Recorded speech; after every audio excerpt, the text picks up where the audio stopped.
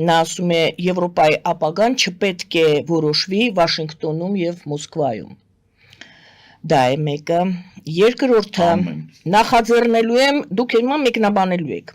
նախաձեռնելու եմ եվրոպացի դաշնակիցների հետ ռազմավարական քննարկումներ Ֆրանսիայի միջուկային զենքի հովանոցը ողջ Եվրամիության վրա տարածելու հարցով։ Ինձ մոտ այսպեսի հարց, ես այսպես հարցով խնդրեմ արդեն ձեր մեկնաբանությունը։ Արդյոք Թրամփը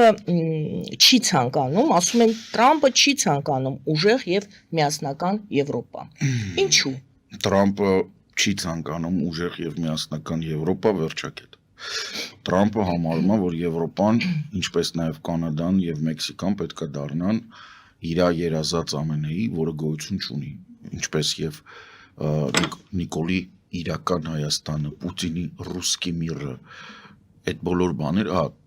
Էրդողանի Օսմանա Թուրքիան, իրանք բոլորը գոյություն չունեն, իրանք բոլորը գոյություն ունեն մենակ բորբոքված մտածելակերպի մեջ արձակողներ։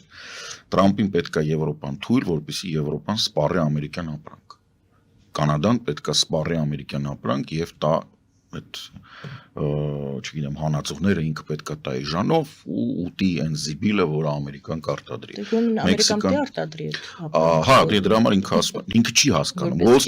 Wall Street Journal-ը հասկանում եք դա իր թերթներ։ Wall Street Journal-ը հակաբայդենական արշավի առաջատարն էր։ Wall Street Journal-ը 3 հոդված է գրել, որի մեջ ուղղակի բաց ասել է, որ սա հիմար է։ Հասկանում եք, երբ որ քո ԶԼՄ-ն, որը քեզ բերել է իշխանության, ասում է, որ դու հիմար ես, արդեն ժամանակն է մի տեղից մի հատ ատրճանակ ճարես, քեզ գլխից թողես։ Եվրոպա Միացյալ Նահանգներ։ Հենց այդ է հարցը։ Ինքը Կանադայի հետ տարիֆների պատերազմը Եվրոպային հենց տենց կախացապում, բայց Եվրոպայի վրա էլ է բան անելու։ Եվրոպան բաց ամենակարևորը Էմանուել Մակրոնը, Ֆրանսիայի նախագահն, ամենակարևոր բանը, որ ասում է դա միջուկային զենք չի։ Ինքը ասում է, որ մենք չգիտենք ինչ ա լինելու։ Մենք պետք է պատրաստ լինենք, որ կոնֆլիկտի ժամանակ, որին որ Ռուսաստանը պատրաստվում է, ինքը ասում է Ռուսաստանը պատրաստվում է 300,000 զորք, հազարավոր տանկեր եւ կործանիչներ։ Ինքը ասում է մենք պետք է պատրաստ լինենք, որ Ամերիկան կլինի ոչ մեր կողքին։ Իսկ երբ որ դու խոսում ես կոնֆլիկտի մասին, որի մի կողմը Եվրոպան է, մյուս կողմը նրանք, ովքեր ուզում են Եվրոպան ոչնչացնեն, եւ Ամերիկան ոչ քո կողքին, նշանակում է ինքն դե։ Ես ես հիշացնեմ Ամերիկայի Միացյալ Նահանգների հրամանով կասեցվել է Ուկրաինային հետախուզական տվյալների տրամադրում։ Օթում շուր են տվել հետադարձ U-turn են տվել ինքնաթիռների, որոնք տանում էին Ուկրաինայի օգնություն։ Սա ոչ այլ ինչքան դավաճանություն, բայց սա ստորագրություն է, որ ինքը պատկանում է, ինքը սենց ասեմ, ինքը Պուտինի նման անձնավորություն է։ Ինքը նորմալ է անկալում, որ ինքը կարա հետախուզական տվյալները փակի, ասելով, որ ես ուզում եմ դուք գաք խաղաղության։ Չնայած որ հենց այդ գիշեր, ասեմ ինչն է հետախուզական, այնպես չէ հետախուզական, մարդիկ բան չպատկերացնեն։ Հիմնական բանը, որը լուծվում էր, դա հրթիռների բաց թողումն էր ռուսական։ Այդ բաների MiG-31-երը, բաները, Tu-95-երը, որ օդ էին բարձրանում եւ գալիս էին Ուկրաինային, ռմբակոծելու Ուկրաինան ժամանակ էր ունենում, լուֆտ, ամերիկան ասում էր, որ բարձրացել են, ուկրաինացիք լուֆտ էին ունենում, նրան որ բաց են թողել, ասենք չգիտեմ, օդային տագնապ հայտարարի։ Հիմա էլ չկա այդ տարբերակ, հիմա մարդիկ են մահացել։ Այն պահից, որ ինքը ակտիվորեն ստիպում է Զելենսկուն ամեն ինչը կասեցնելով, զինվորական օգնություն, բան, հետախուզական տվյալներ, այդ կասեցնելով, ասում արի նստի խաղաղության, ուկրաինացի խաղաղ բնակիչները, որոնք որ զոհվում են, դրանք բոլորը Թրամփի ձեռքերի վրա են։ Մակրոնը, որպես մարտով պատասխանատվություն է կրում, փաստացի Եվրամիության միակ երկիրն է, որը ունի միջուկային զենք, հենց դրա հետ է կապված, որ ինքը կարող է առաջարկել ամեն ինչ, որպեսզի Եվրամիությունը պահի, որովհետև հայտարարությունը Եվրամիության, ես պետք է ասեմ, որ այստեղ Հայաստանում ընդհանրապես չերևաց դա։ Ուրսուլա ֆոն դեր Լայնը 2 օր առաջ հայտարարեց եվրոպական այդ համագործակցության ռազմական նոր բլոկի մասին, ոչ թե բլոկի, այլ նոր ծրագրի։ Այդ ծրագիրը բաղկացած է 5 կետից։ Առաջինը դա ֆիսկալ կանոնի փոփոխությունն է երկրների նկատմամբ, որը թույլ կտա հասցնել միջինում, Եվրամիության միջինում հասցնել ծախսերը հնայի մինչև 3-6%, որոնք կապված են պաշտպանության հետ, որը կբերի մոտարապես 680 միլիարդ եվրո, մի փոքր ավել, ընդհանուր պաշտպանական բյուջեի։ Բացի դրանից 150 միլիարդ եվրոյի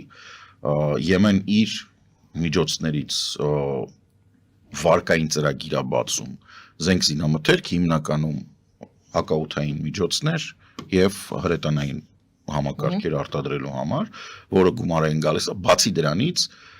գոյություն ունի նաև Նորվեգիան, Շվեյցարիան, որոնք իրանք իրենց հերթին չլինելով Եվրամիության անդամ եւ Մեծ Բրիտանիան ակնհայտորեն, որոնք չլինելով բանի անդամ, Եվրամիության անդամ, միևնույն ժամանակ համընդհանուր եվրոպական այդ ընդհանուր շարժման մեջ են։ Օրինակ Նորվեգիան, Մեծ Բրիտանիան չնայած որ Եվրամիության մեջ չեն եւ ՆԱՏՕ-ի մեջ են, բայց հաշվի առնելով որ ՆԱՏՕ-ի հանդեպ Տրամպի վերաբերմունքը կարա բերի եւ արդեն բերել է ՆԱՏՕ-ում մեծ ճգնաժամի, օրինակ Տրամպի, այսպես ասած, եւ Պուտինի լավագույն ընկեր Օրբանը ամեն ինչ կասեցնում է, Նորվեգիայի, Մեծ Բրիտանիայի եւ մեծ հաշվով Նորդիկ Բալտիկ երկրների, այդ թվում Մեծ Բրիտանիայի դերն ու կարևորությունը Հյուսիսային Ատլանտյան օվկիանոսի պաշտպանության, այսինքն Ռուսաստանի այդ մասից փակելուն ահռելի մեծանում։ Այսինքն մենք խոսում ենք նրա մասին, որ Եվրամիությունը իր մասով մոտավորապես 800-850 միլիարդ առանձնացրեց ու այս ամբողջը նենց չէ, որ եսին եփ, մինչև 30 թիվ։ Այսինքն ստեղ այս քթի վրա 5 տարվա մեջ է։ Բացի դրանից կա նաև Կանադայի, Մեծ Բրիտանիայի, Նորվեգիայի եւ Շվեյցարիայի մասնակցությունը այս ամեն ինչին, եւ մենք տեսնում ենք, որ ՆԱՏՕ-ն առանց ԱՄՆ-ի ժպիտով եւ անց Թուրքիայի, որտեղ Թուրքիան էլ խաղից դուրս է, ինքը չնայած գալիս է։ Լոնդոնում Թուրքիան հրավիրված է։ Չէ, բրիտանացի կան չեն parza, որովհետեւ ուրիշ հարց կա, որի մասին բոլորը մոռանում են։ Բրիտանական բազաները կանգնած են Հյուսիսային Կիպրոսում։